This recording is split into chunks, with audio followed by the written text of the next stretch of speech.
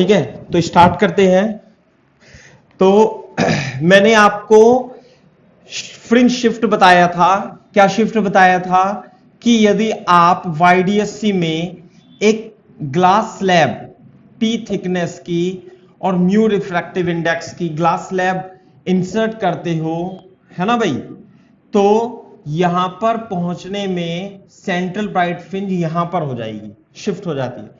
Shift कितना हो जाता है, डेल्टा एक्स जो होगा, मतलब शिफ्ट इंग्लिश में लिखेंगे shift D upon D mu minus one into T shift हो जाती है, इतना शिफ्ट हो जाएगा।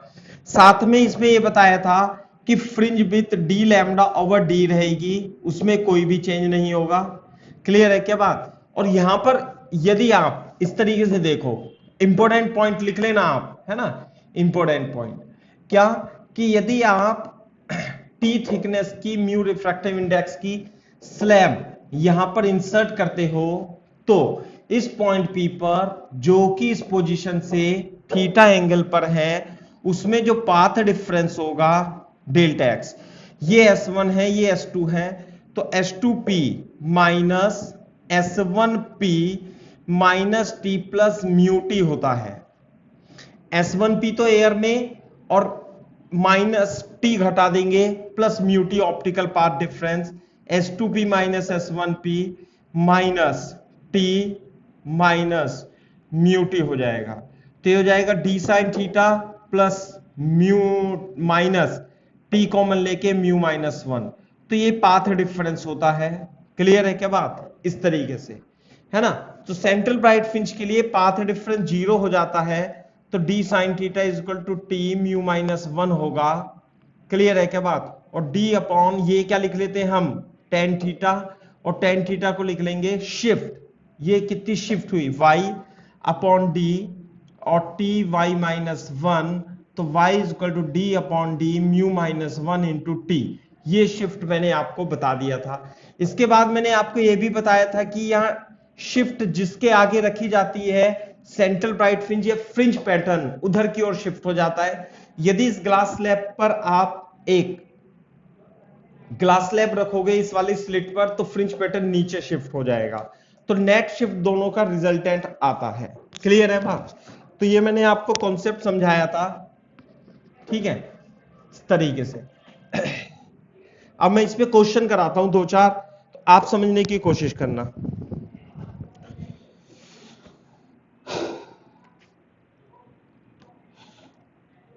ठीक है, क्वेश्चन लिख लो, लिख लो question. A thin paper of thickness 0.02 mm having refractive index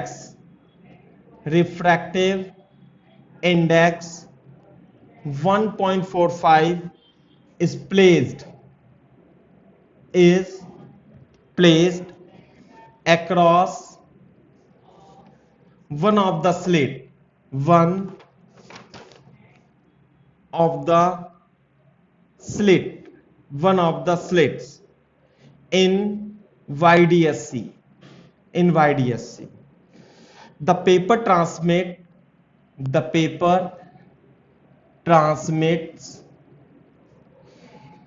4/9 of the light energy falling on it. A. Find the ratio of I max to I minimum on screen. ठीक है भाई? B option. How many fringe will cross through the center if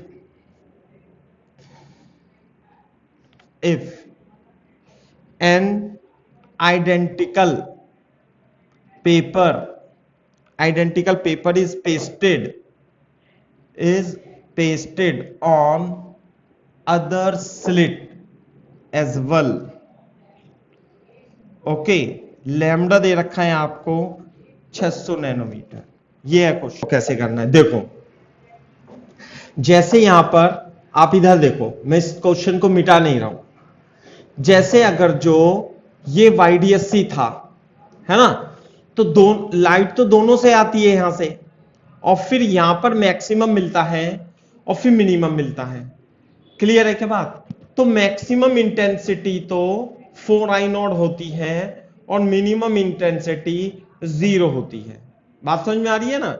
अगर जो दोनों same है, maximum minimum पता ही होगा आपको कैसे निकालते हैं। जो मैक्सिमम इंटेंसिटी होती है वो √I1 प्लस √I2 का स्क्वायर होती है, और जो मिनिमम इंटेंसिटी होती है वो √I1 माइनस √I2 का स्क्वायर होता है। लेकिन I1 I2 यदि बराबर हैं तो मिनिमम तो हो जाती है कितना, 0, और मैक्सिमम हो जाती है 4I0। लेकिन इस क्वेश्चन में क्या कह रहा है कि एक थिन थिकनेस की, और थिकनेस उसकी कितनी दे रखी है, 0.02 mm थिकनेस दे रखी है, और रिफ्रैक्टिव इंडेक्स 1.45 है। तो वो ये कह रहा है the paper transmit 4/9 of the light energy falling on it. यानी कि यदि यहां पर उसने इंटेंसिटी I0 निकाली तो इसका मतलब ये बहुत थिन है, थिन, तो इधर की ओर जो इंटेंसिटी जाएगी 4/9 I0 जाएगी। क्लियर है क्या बात? अच्छा, और यहां से तो कितनी जा रही है, यहां से तो I0 जा रही है। तो अब की बार ये तो हो गया I1 और ये हो गया बेटा I2। क्लियर है क्या बात? अब बोर्ड पे देखो, जब आप यहां पे म्यू रिफ्लेक्टिव इंडेक्स की कर दोगे, एक स्लिट के आगे लगा दोगे, तो फ्रिंज पैटर्न, यहां सेंट्रल ब्राइट फ्रिंज थी, सेंट्रल ब्राइट फ्रिंज हो जाती है शिफ्ट ऊपर, पूरा फ्रिंज पैटर्न आगे की ओर शिफ्ट हो जाता है, और शिफ्ट जो होगी वो D/D μ-1 इंटू टी होगी। क्लियर है क्या बात? तो यहां पे सेंट्रल ब्राइट फ्रिंज यहां से लेके यहां पे आ गई, तो मैक्सिमम इंटेंसिटी तो यहीं पे होगी, मैक्सिमम मिनिमम। तो I1 तो लिख देंगे हम, देखो इधर ध्यान से, I1 तो लिख देंगे हम कितनी, ये लिख देते हैं 4/9 I0, और I2 लिख देते हैं हम I0 यहां से। तो मैक्सिमम और मिनिमम का जो रेशियो होगा वो मैं निकाल लूंगा। मैक्सिमम कितनी होगी, I1 प्लस √I2 का होल स्क्वायर होगी। I1 है 4I0 प्लस I0 का स्क्वायर, तो ये हो जाएगी 2/3 √I0 प्लस √I0 का होल स्क्वायर, और ये आ जाएगा 5/3 का स्क्वायर इंटू I0, यानी 25/3 I0। ये हो गई मैक्सिमम इंटेंसिटी। क्लियर है क्या बात? अच्छा, अब ये देखो मिनिमम इंटेंसिटी की हम बात करते हैं, है ना भाई, यहां पे लिख देता हूं मिनिमम इंटेंसिटी। हाँ भाई, ये होगी √I1 माइनस √I2 का होल स्क्वायर, और ये हो जाएगा आपका 4/9 I0 माइनस I0 का होल स्क्वायर, तो आ जाएगा 2/3 माइनस 1 √I0 का होल स्क्वायर, तो ये आ जाएगा 1/9 इंटू I0। तो I मिनिमम जो आ जाएगी, I मिनिमम ये आ जाएगी I0/9 आ जाएगी। क्लियर है क्या बात? तो I मैक्सिमम, है ना, इसलिए I max to the I min का जो रेशो होगा वो 25/3 I0 प्लस 1/9 I0, यानी कि कितना हो जाएगा भाई, ये हो जाएगा 25 इंटू 3, यानी कि 75 आंसर इसका आ जाएगा। ठीक है,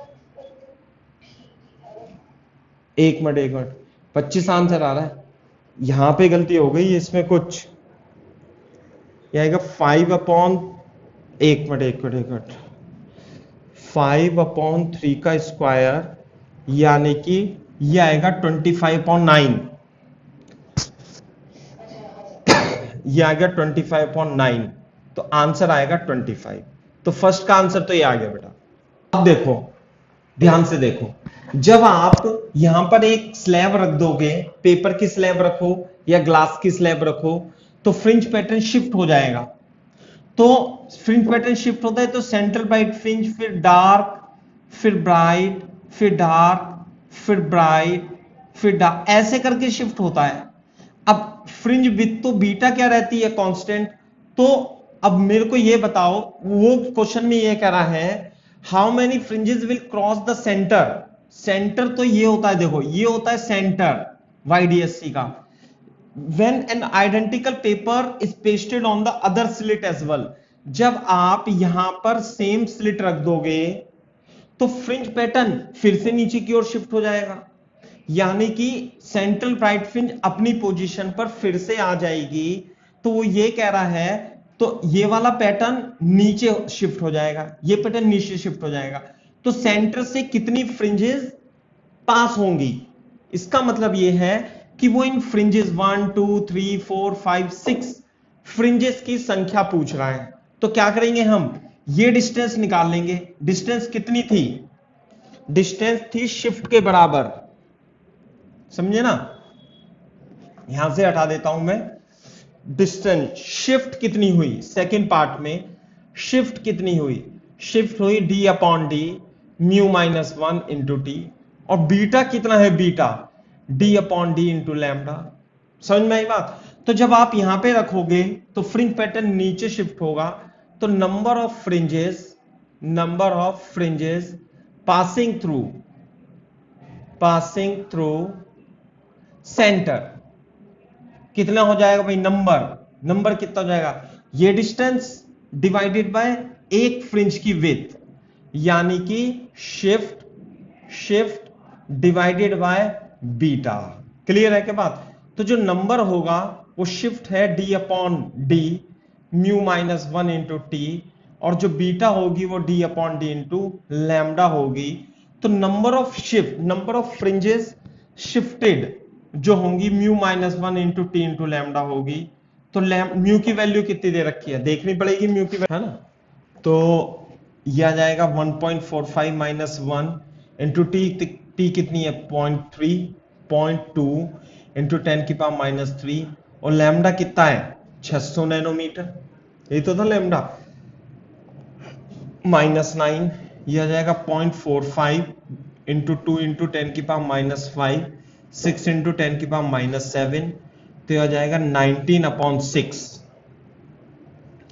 तो 15 छिक्का 15 45 n। तो नंबर ऑफ फ्रिंजेस जो शिफ्टेड होंगी वो 15 ऊपर हो जाएंगी, लेकिन जब आप आइडेंटिकल स्लैब यहां रखोगे तो 15 की 15 फिर से नीचे आ जाएंगी। बहुत ही, है ना, सही सवाल, शिफ्ट की वजह से।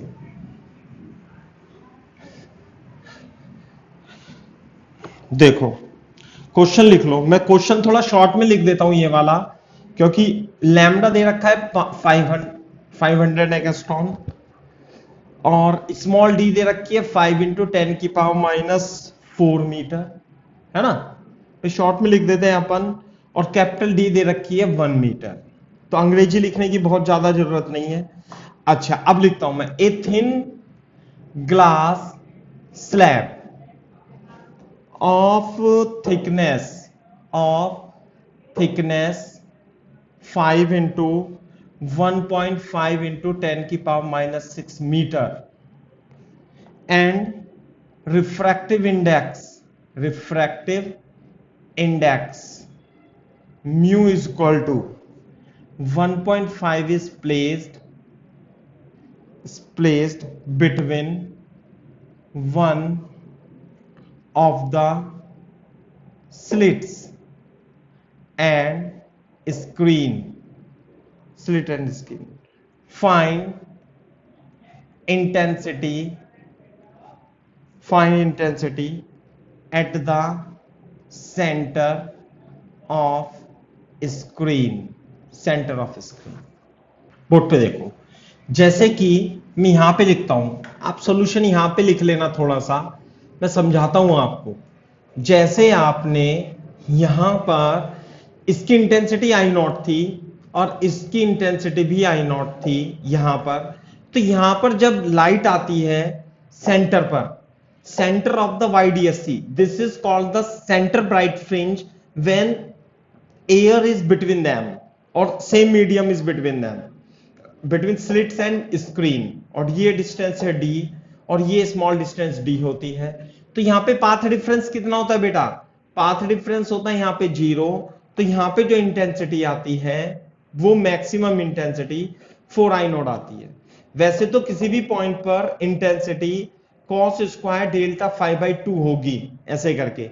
यहाँ फेज पाथ डिफरेंस 0 है तो फेज डिफरेंस भी 0 होता है, तो यहाँ मैक्सिमम इंटेंसिटी आ जाती है। बात समझ में आई?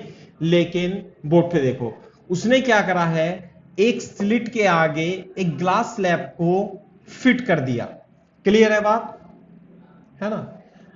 जब आपने उससे शिफ्ट एक ग्लास स्लैब उसके आगे लगा दी, ये लगा दी, सही है? तो अब ये है सेंटर, लेकिन ये सेंटर ब्राइट फ्रिंज नहीं है, ये तो सेंटर ऑफ द YDSC है। सेंट्रल ब्राइट फ्रिंज तो यहां पे कहीं शिफ्ट हो गई होगी, और वो शिफ्ट d/d μ-1 इंटू टी होती है, वो तो शिफ्ट होती है। लेकिन मेरे को ये बताना है कि यहां पे जो सेंटर आया, ये तो सेंटर ऑफ द YDSC है ही सही, चाहे यहां पे ग्लास स्लैब लगाओ चाहे मत लगाओ, तो ये बतानी है कि यहां पर इंटेंसिटी कितनी होगी। तो देखो ये तो S1 है, ये S2 है, तो इसकी इंटेंसिटी कितनी रहेगी I0, और इसकी भी कितनी रहेगी I0। उसने ऐसा ये नहीं कहा कि इसकी इंटेंसिटी ग्लास स्लैब रखने से कम हो जाती है, तो इसका मतलब ये है कि इसकी इंटेंसिटी I0 की I0 ही रहेगी, और यहां पर आपको इंटेंसिटी निकालनी है। तो इंटेंसिटी निकालते कैसे हैं भाई? ये तो हो गई I1, ये हो गई I2। ये बात अलग है कि इस केस में I1 I2 दोनों अलग है, तो इंटेंसिटी कैसे निकालते हैं? रूट इंटेंसिटी निकालते हैं I1 I2 two root I1 I2 cos phase difference delta phi. लेकिन यह I1 I2 बराबर होते हैं, तो जब I0 plus I0 plus 2I0 root I0 cos phi लिखोगे, cos डेल्टा फाई लिखोगे, तो कितना आ जाता है इसमें? I रिजल्टेंट जो होगी, है ना, वो 2I0 कॉमन लेके 1 प्लस cos डेल्टा फाई, और ये बन जाता है 2I0 into cos square delta 5/2। ये मैं करा चुका हूं आपको, इसे आपको याद रखना था। लेकिन रिजल्टेंट इंटेंसिटी जो है वो किस पे डिपेंड करती है? यहां पर एक वेव ये पहुंच रही है, एक वेव ये पहुंच रही है, तो दोनों में पाथ डिफरेंस होगा।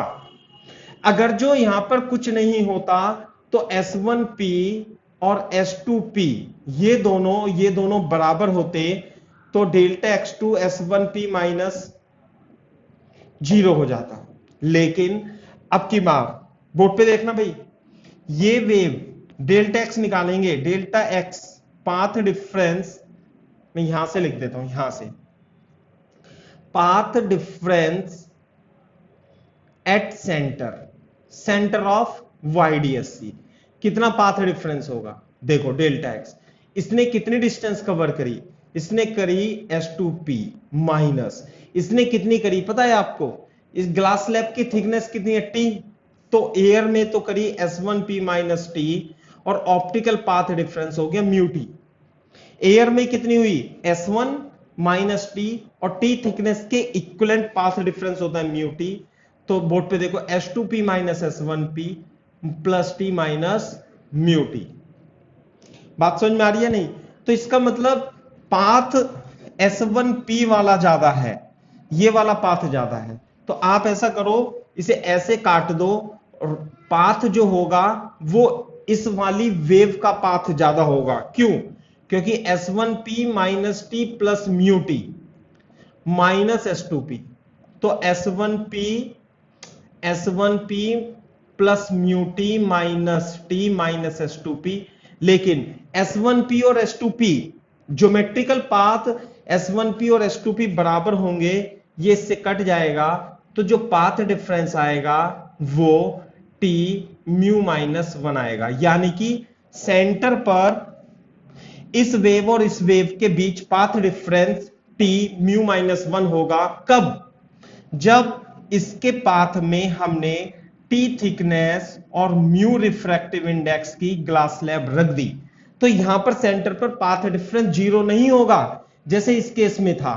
पाथ डिफरेंस जो होगा टी म्यू माइनस 1 होगा।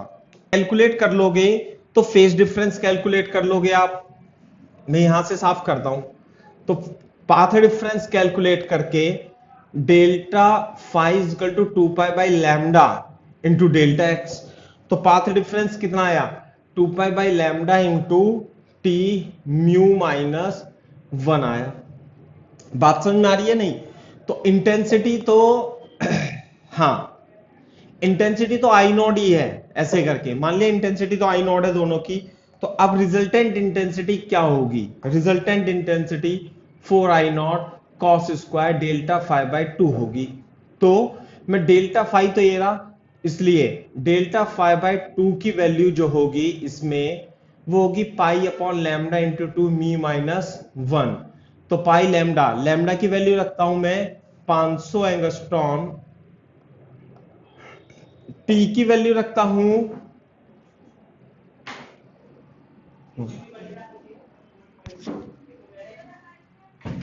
टी की वैल्यू रखता हूं मैं 1.5 इंटू 10 की पावर माइनस 6 और म्यू है आपका 1.5 माइनस 1।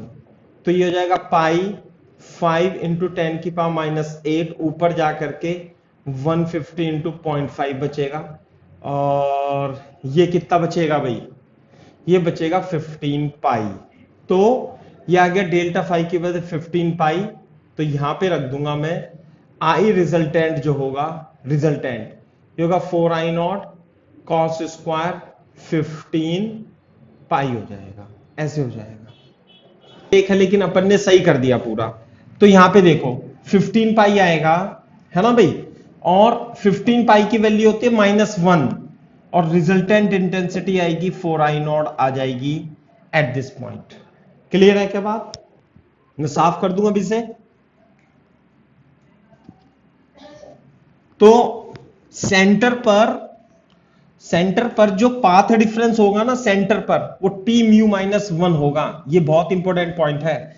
सेंटर पर ही पाथ डिफरेंस से रिलेटेड कई सारे क्वेश्चन आते हैं, उसमें से मैं एक और कराता हूं आपको। लिखो एग्जांपल, लिखो मैं शॉर्ट में लिख देता हूं। डी दे रखा है इसमें 80 सेंटीमीटर, स्मॉल डी दे रखा है 2 मिलीमीटर, ठीक है।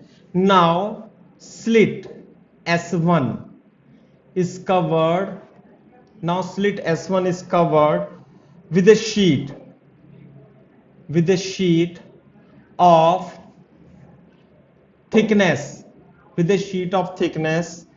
T1 is equal to 2.5 micrometer, सही है। and slit S2 is covered by another sheet of thickness T2 is equal to 1.25 micrometer, है ना। as shown in figure, figure भी दे रखी है। क्या फिगर दे रखी है? ये स्लिट S1 है, ये स्लिट S2 है, ये S1 सही है और ये S2 में यहां पे पतली लगा रखी है। ये तो है 2.5 माइक्रोमीटर की और ये है इसके आधे की। आ रही है बात समझ में? और बोथ हैव, लिख लेंगे, both have refractive index, both have same refractive index, mu is equal to 1.4। दोनों का रिफ्रैक्टिव इंडेक्स सेम दे रखा है, बिल्कुल सही बात है। अच्छा, अब आगे भी देख लो क्वेश्चन को थोड़ा सा। इसके नीचे क्वेश्चन में यहां लिखता हूं, थोड़ा लंबा क्वेश्चन है ना। Water is filled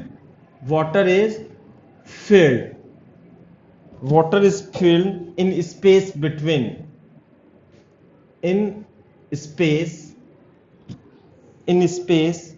between slits and screen।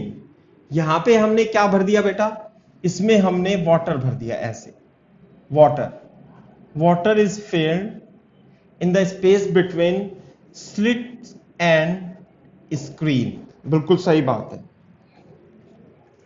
And light wavelength दे रखी है, एंड वेवलेंथ मैं शॉर्ट में लिख रहा हूं, वेवलेंथ दे रखी है 500 एंगस्ट्रॉन दे रखा। क्लियर है क्या बात?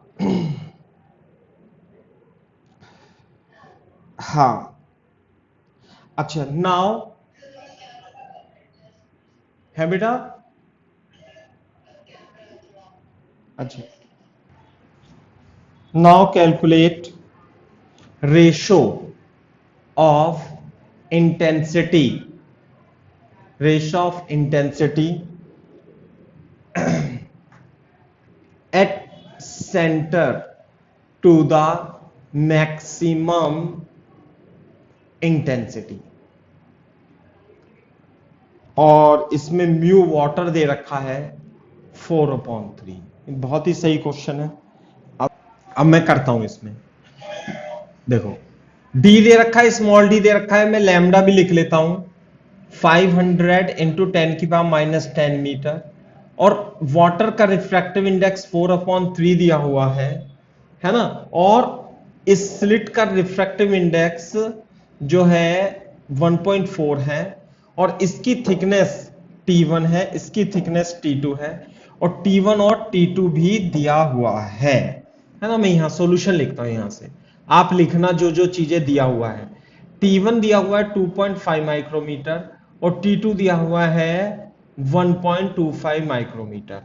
अब यहां पे देखो, ये है सेंट्रल ब्राइट फ्रिंज नहीं है, सेंट्रल ब्राइट फ्रिंज तो यहां पे कहीं पे शिफ्ट हो गया होगा सारा पैटर्न यूं करके, समझे ना। और इंटेंसिटी इसकी आई नॉट है, इसकी आई नॉट है, तो इंटेंसिटी जो डिपेंड करती है, यदि दो सोर्स की इंटेंसिटी आई नॉट हो तो रिजल्टेंट इंटेंसिटी का formula 4I0 cos square delta 5/2 होगा। सही है बात? तो मैक्सिमम इंटेंसिटी कितनी होगी?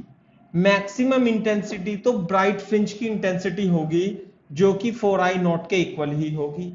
अब तो हमें बस सेंटर पर, इस सेंटर पर इंटेंसिटी निकालनी है।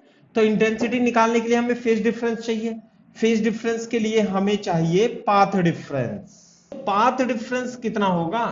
पाथ डिफरेंस, तो पाथ डिफरेंस निकालेंगे हम, बोर्ड पे देखो, लाइट वेव सेंटर पर पाथ डिफरेंस चल रहा है।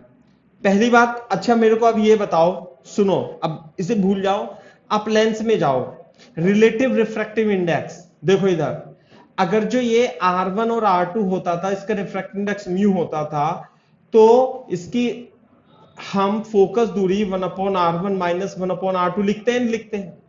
लेकिन अगर जो मैं इसे लेंस को किसी मीडियम में रख दूं, है ना, और ये वाटर है और ये म्यू है, तो मैं फोकस डिस्टेंस इसकी क्या लिखता था? Mu glass upon mu water minus 1/R1 minus 1/R2, या मैं ये कहूं इसे मैं mu relative -1 1/R1 minus 1/R2 लिख देता हूं। आ रही है क्या बात समझ में? तो यहां पर तो वाटर भरा हुआ है और यहां पर ये ग्लास स्लैब रखा हुआ है,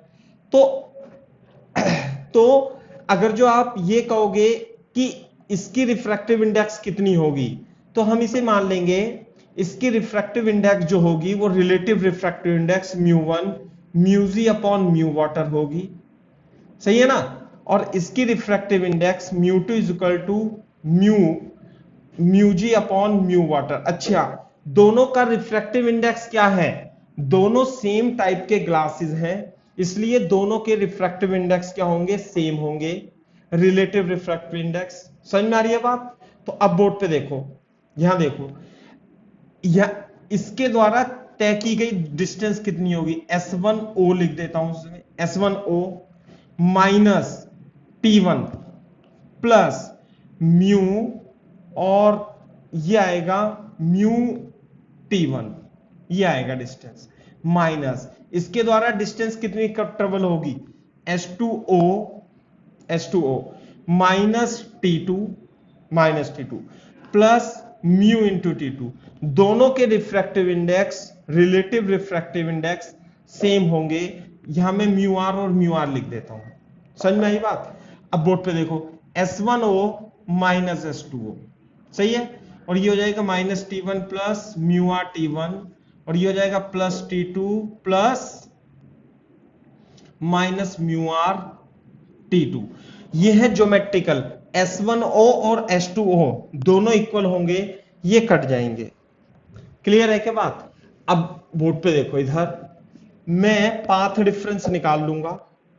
डेल्टा एक्स कितना आया, म्यू आर, है ना, T1 माइनस T1, हाँ भाई ये आएगा माइनस, हाँ भाई plus T2 minus mu R T2। तो क्या कॉमन लें इसमें, चलो लिख देता हूं T1 mu R minus 1 plus T2 minus T2 mu R minus 1। लेकिन म्यू आर और म्यू आर दोनों सेम है, और इनकी वैल्यू कितनी आएगी भाई, ग्लास की रिफ्रैक्टिव इंडेक्स 1.4 और वाटर की है 4/3, तो 4.2, 4 14 42/4।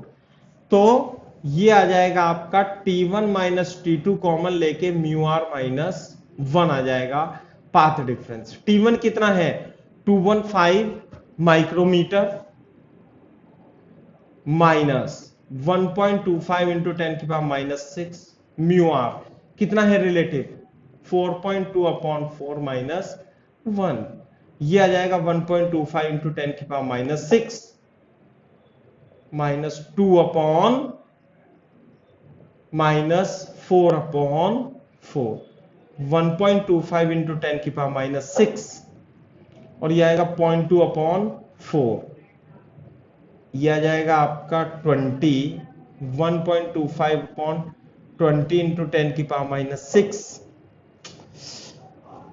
ये आ जाएगा 0.625 10⁻⁷, 6.25 इंटू 10⁻⁸, ये आ गया डेल्टा एक्स। क्लियर है बात? This is the path difference. तो हमें तो यहां पे इंटेंसिटी निकालनी है, तो इंटेंसिटी के लिए फेज डिफरेंस, तो फेज डिफरेंस कितना होता है भाई 2π/λ इंटू डेल्टा एक्स। 2π/λ, लैम्डा कितना दे रखा है, जो लाइट यूज हुई है इसमें, जो इसमें लाइट यूज हुई है उसका लैम्डा 5000 एंगस्ट्रॉम दिया हुआ है, और डेल्टा एक्स कितना है 6.25 इंटू 10⁻⁸। जरा डेल्टा फाई हम कैलकुलेट करेंगे, है ना, डेल्टा फाई आएगा हमारे पास 2π ये कितना आ गया 50 इंटू 10⁻⁸, 6.25 इंटू 10⁻⁸, ये कट जाएगा, और ये आएगा अपॉन 25 इंटू 6.25, तो 100 और 25 625, तो ये आ गया π/4। तो डेल्टा फाई आया हमारा π/4। जब π/4 आया है तो हमें इस सेंटर पर इंटेंसिटी पता चल जाएगी, resultant intensity 4I0 cos square, हाँ भाई ये कितना आएगा π/8 आ जाएगा, है ना, तो 4I0 cos स्क्वायर ये कितना π/8, 45 cos 22.5 ऐसे करके आएगा। चलो cos π/8 ही लिखो इसे अभी आप, रिजल्टेंट इंटेंसिटी तो ये आ गई। तो ध्यान से देखो, हमें निकालना था इंटेंसिटी का रेशो सेंटर पर और सेंट्रल ब्राइट फ्रिंज। तो सेंट्रल ब्राइट फ्रिंज पर इंटेंसिटी कितनी आती है 4I0, और सेंटर पर इंटेंसिटी ये है I, तो रिजल्टेंट इंटेंसिटी है centre divided by resultant intensity है मैक्सिमम, या ऐसे लिख सकते हो maximum intensity. Maximum intensity 4I0, ये आ गया cos स्क्वायर π/8, इससे कट जाएगा cos स्क्वायर π/8, आंसर आ जाएगा। लेकिन आंसर किताब से मैच नहीं कर रखा, किताब में थोड़ा गलत भी हो सकता है, आप एक बार कैलकुलेशन देख लो, मैं भी देख लेता हूं। इस कॉन्सेप्ट में हमारा बिल्कुल सही है, लेकिन हमने एक गलती कर दी। गलती क्या कर दी, ये जो लाइट है, ये लाइट की वेवलेंथ है 5000 एंगस्ट्रॉम। ये 5000 एंगस्ट्रॉम दे रखी है लाइट की वेवलेंथ एयर में या वैक्यूम में, लेकिन जब ये मीडियम में चलती है तो मीडियम में वेवलेंथ बदल जाती है, और मीडियम में वेवलेंथ कितनी हो जाएगी लैम्डा अपॉन म्यू हो जाएगी। बात समझ में आ रही है नहीं? और जब ये इसमें चल रही है तो म्यू कितना हो जाएगा? म्यू हो जाएगा 4/3। क्लियर है क्या बात? म्यू हो जाएगा आपका 4/3। ठीक है, तो यहां पर जो वेवलेंथ आएगी delta phi is equal to 2 pi lambda into delta X, तो यहां पर लैम्डा डैश आएगा और लैम्डा डैश होगा lambda upon mu. Upon mu का मतलब क्या है? 4/3 ऐसे आएगा। ना भाई, तो लैम्डा तो 4/3 हो जाएगा। बोर्ड पे देख रहे हैं एक बार, इसे थोड़ा सा सिंप्लीफाई कर लेंगे और ये 4/3 ऊपर चला जाएगा, तो यहां पे 4/3 आएगा, यहां पर 4/3 आएगा। सही है ना? यहां पे 4/3 आके π/3 आ जाएगा बेटा बस। तो जो फेज डिफरेंस आएगा सेंटर पर यहां पे π/3 आएगा, तो यहां पर आप इसे डेल्टा फाई π/2 होता था ना, तो डेल्टा फाई आया है आपका π/3। तो डेल्टा 5/2 आएगा π/6, यहां पे आएगा π/6, यहां पे आएगा π/6। बस इतना ही करना है, π/6। और π/6 होता है cos 30। cos 30 की वैल्यू √3/2 और 3/4 इज द करेक्ट आंसर। ये है सवाल। अपने को जब हम मीडियम में रखेंगे तो वेवलेंथ चेंज हो जाती है लाइट की, और वो लैम्डा से लैम्डा डैश यानी कि लैम्डा अपॉन म्यू हो जाती है ना? इस तरीके से आप इसे एक बार सॉल्व करना दोबारा से, तो समझ में आएगा आपको सवाल। एक सवाल और कराता हूं मैं, शिफ्ट का ही सवाल है ना? मैंने अब आपको काफी देखो YDSC मैं आपको दिखा देता हूं, मैं चित्र बनाता हूं पहले। YDSC में क्या है कि YDSC को एक लिक्विड में डुबो रखा है और लिक्विड का रिफ्रैक्टिव इंडेक्स है μ1। सही है? ये स्लिट S1 बता दी इसने, ये स्लिट S2 बता दी। सही है? अब लिक्विड के सामने ये जो S1 स्लिट है, इसमें भी एक T थिकनेस की ग्लास स्लैब इसने लगा रखी है। सही है? और एक S2, ये तो S2 है, इसके आगे यहां पर एक ग्लास स्लैब ये लगा रखी है, इसकी थिकनेस भी कितनी है? T है, और इसका रिफ्रैक्टिव इंडेक्स μ2 है ना? और इसका रिफ्रैक्टिव इंडेक्स μ3 है। ऐसे करके है। तो मैं क्वेश्चन लिख देता हूं,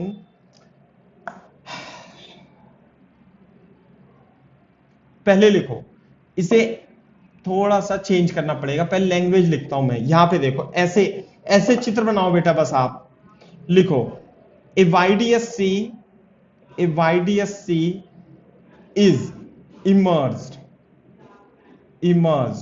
in liquid, थोड़ा लिख ही लेते हैं है ना, आगे तक के लिए हमें फायदा रहेगा, ऑफ लिक्विड μ1, रिफ्रैक्टिव इंडेक्स में कर दिया।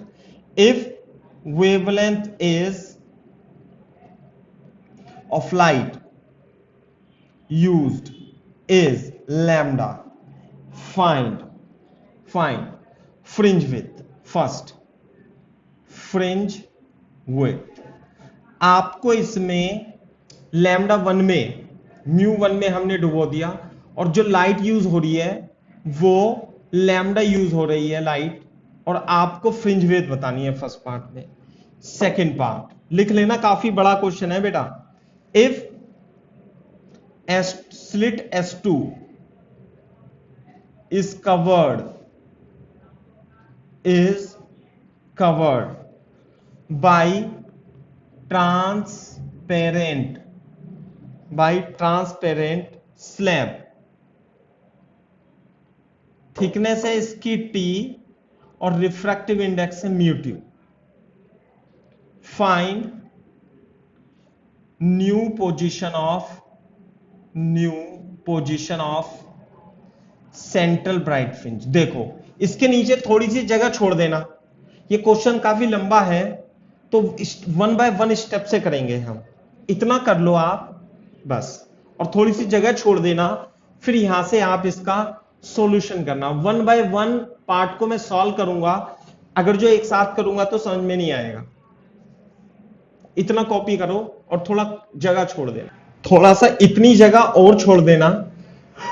अब देखो ध्यान से, यदि किसी वाईडीएससी को इसके बीच में डिस्टेंस कितनी है डी, और ये है कैपिटल डी, ये दे रखा है वेवलेंथ लैम्डा, तो फ्रिंज विड्थ कितनी होनी चाहिए थी? फ्रिंज विड्थ होनी चाहिए थी डी लैम्डा ओवर डी, लेकिन इसे μ1 रिफ्रैक्टिव इंडेक्स में डुबो दिया तो वेवलेंथ चेंज हो जाती है, तो फ्रिंज विड्थ हो जाएगी beta dash D upon lambda D into μ1। Refractive index liquid का कितना है μ1, तो ये तो होगी फ्रिंज विड्थ। आगे बात समझ में। अब बोर्ड पे देखो ध्यान से, अब slit S2 is covered by transparent slab T। अब क्वेश्चन में ही दिया हुआ है, ये देखो, इसे आपने T थिकनेस और μ2 से कवर कर दिया है ना। तो ये कह रहा है कि new position of centre bright fringe, पहले सेंटर ब्राइट फ्रिंज यहां पे था, अब जिस स्लिट के आगे आप शिफ्ट करते हो तो उधर शिफ्ट हो जाता है ना। तो ये बता रहा है। तो सेकंड पार्ट में हम ऐसे करेंगे, यहां पे देखो से बनाएंगे, ये जो ग्लास स्लैब है वो यहां पे शिफ्ट करी है, इसके अंदर शिफ्ट नहीं करी है। एज शोन इन फिगर आप ऐसे लिख सकते हो, slit S2 is covered by transparent slab T into μ2। मैंने थोड़ा शॉर्ट में लिखा है as shown in figure, as shown in figure, है ना। Find new position of CBF, ये है T और ये है μ2। तो सेंट्रल ब्राइट फ्रिंज यहां पर शिफ्ट हो जाएगी ऐसे करके।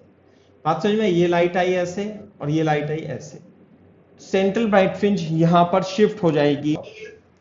ये रहा, देखो लिक्विड है यहां पे, लिक्विड है μ1।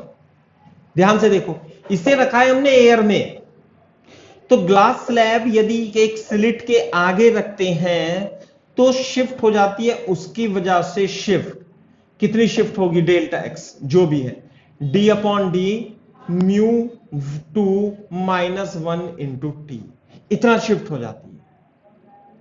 अब ध्यान से देखो, चलो कॉपी करो पहले, फिर मैं थर्ड पार्ट लिखाता हूं आपको थर्ड पार्ट में। अच्छा अब बोर्ड पे देखो, अब मैं थर्ड पार्ट लिख रहा हूं। अब थर्ड पार्ट में मैं ये लिखता हूं कि ये ग्लास स्लैब T थिकनेस की थी μ2 की, मैं इस S1 के आगे T थिकनेस और μ3 की एक ग्लास स्लैब रखता हूं, तो उसकी वजह से सेंट्रल ब्राइट फ्रिंज पहले तो ऊपर हो गया था ना, तो वो सेंट्रल ब्राइट फ्रिंज अपनी पोजीशन को रिगेन कर लेता है। तो इसका रिफ्रैक्टिव इंडेक्स बताना है μ3, है ना। मैं थर्ड पार्ट लिखता हूं यहां पे, if a glass slab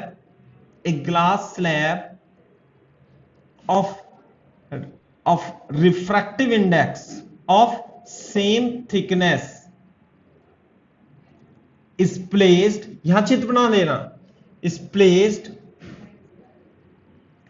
in front of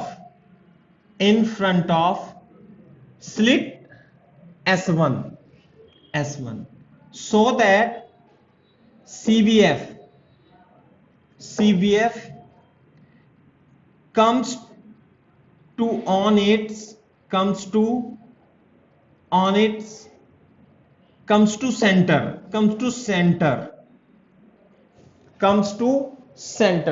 center पर ही आ जाती है। तो यहां पे लिखना है आपको, find the refractive index μ3 of this glass slab, ये बताना है अपने μ3 की। बोर्ड पे देखो, जब आप यहां पे रख दोगे, अब ये तो फर्स्ट पार्ट हो गया, सेकंड पार्ट, थर्ड पार्ट में ये सॉल्यूशन है। वो ये कह रहा है कि सेंट्रल ब्राइट फ्रिंज यहां पे हो, तो जब आपने इसके आगे इस स्लिट के अंदर नहीं रखा, बाहर रखा, तो इसकी वजह से शिफ्ट कितनी हुई, D upon D μ2 -1 into T.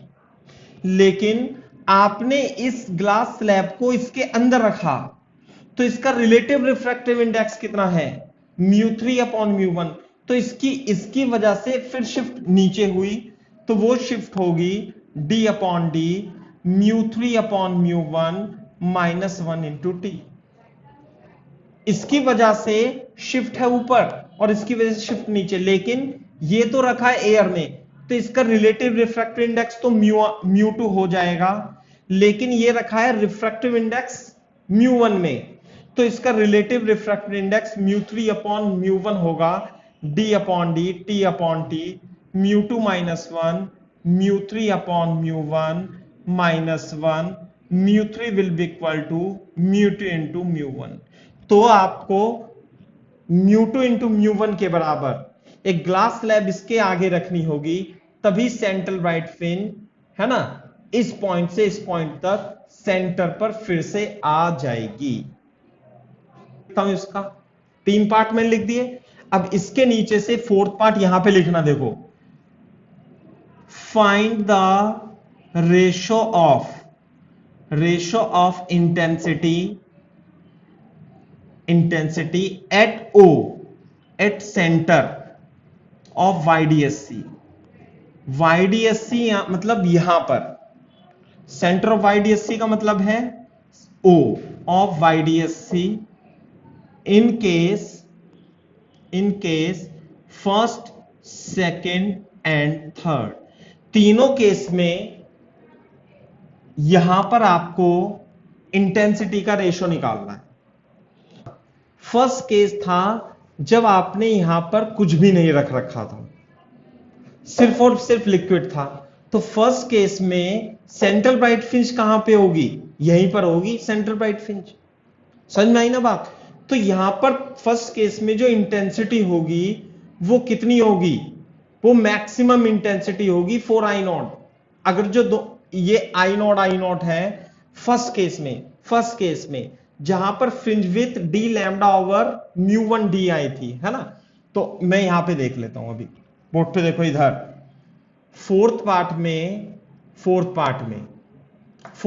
में फर्स्ट केस ऐसा था कि यहां पे लिक्विड भरा हुआ है, तो लिक्विड भरा हुआ है तो दोनों का पाथ सेम होगा और सेंटर पर इंटेंसिटी कितनी होगी I1 4I0। लेकिन बोर्ड पे देखो सेकंड वाले केस में क्या किया अपन ने, यहां पर एक स्लैब रख दी μ2 थिकनेस की μ1 लिक्विड में, तो सेंट्रल ब्राइट फ्रिंज तो यहां पर शिफ्ट हो गई, सेंटर तो लेकिन यहीं का यहीं रहेगा ना।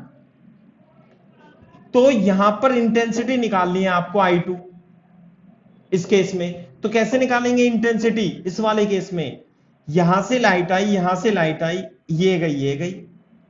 तो आपको क्या करना है इस केस में इंटेंसिटी निकालने के लिए, देखो इंटेंसिटी तो जो I2 होगी इस केस में वो 4I0 cos स्क्वायर डेल्टा 5/2 होगी।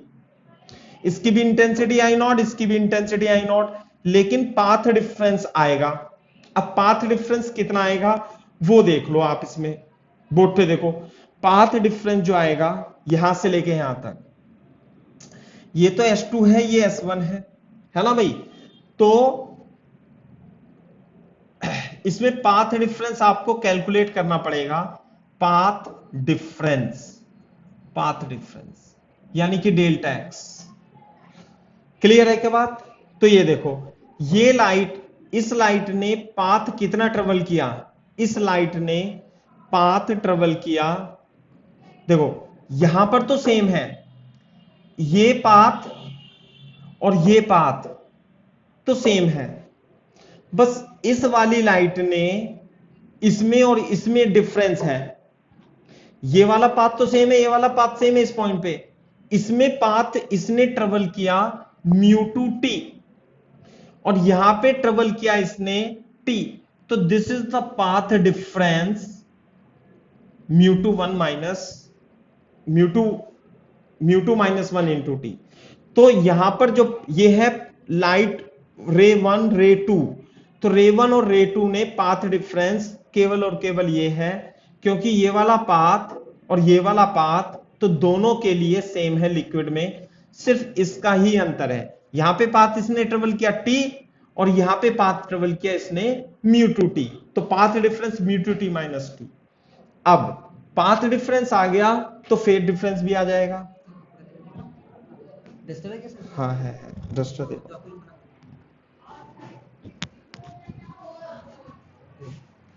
तो ध्यान से सुनो भाई, फेज डिफरेंस कितना आएगा इसमें 2 pi by lambda into path difference T mu two minus 1। Clear है बात? अब बोर्ड पे देखो, इधर मैं यहां पे लिख रहा हूं थोड़ा सा, है ना, कंफ्यूजन हो सकती है। तो I2 जो होगी 4I0 cos square delta five by two, और डेल्टा फाइव की जगह cos square mu two minus 1 into T, ये हो जाएगा। This is I2। I2 is the intensity in second case at center O। यहां पर इंटेंसिटी निकाली है।